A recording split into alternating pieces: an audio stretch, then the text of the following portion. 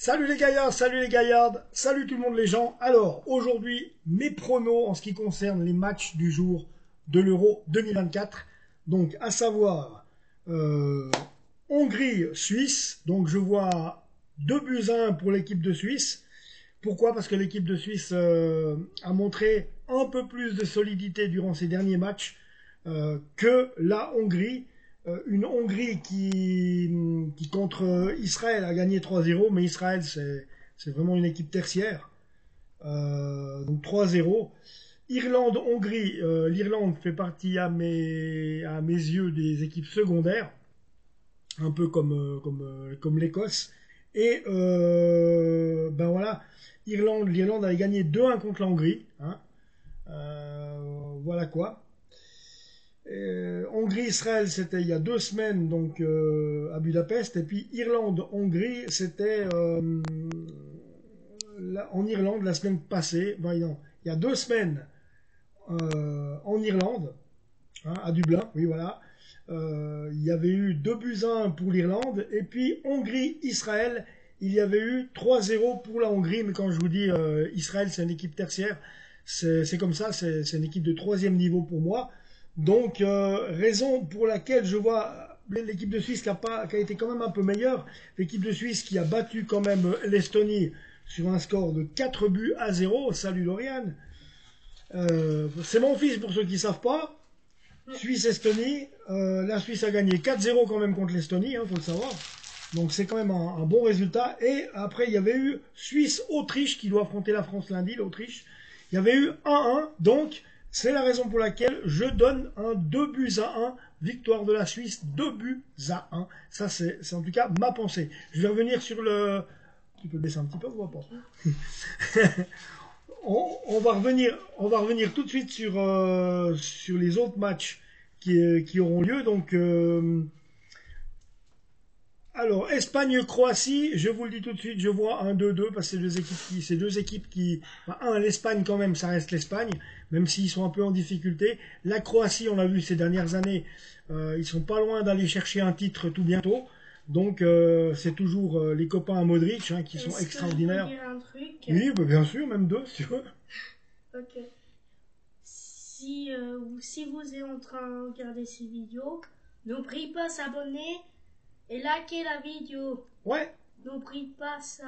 ça c'est important, t'as raison, Dorian.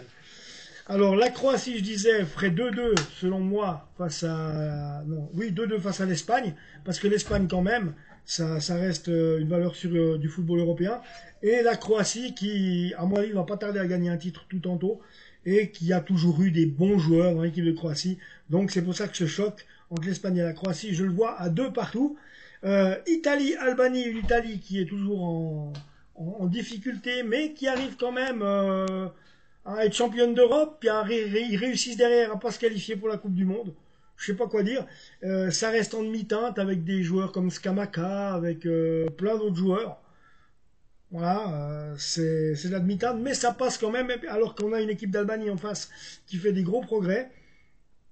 Donc des Albanais qui courent vraiment après le ballon, qui essayent de développer du jeu, qui ne perdent pas de beaucoup, bien souvent. Là, je pense que on pourrait avoir, je vais donner 1-0 pour l'Italie.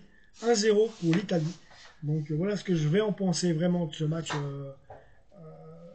Italie-Albanie.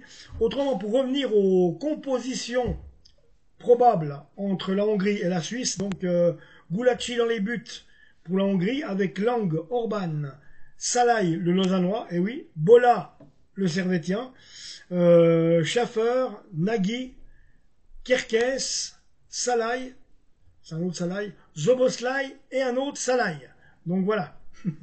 Je pense que ça c'est l'équipe normalement type de la Hongrie ces derniers temps.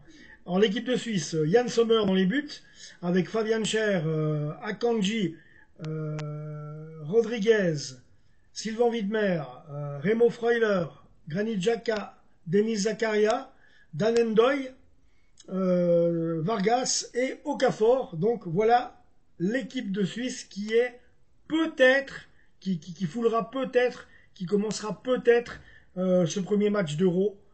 Faudra voir, à suivre. Donc voilà.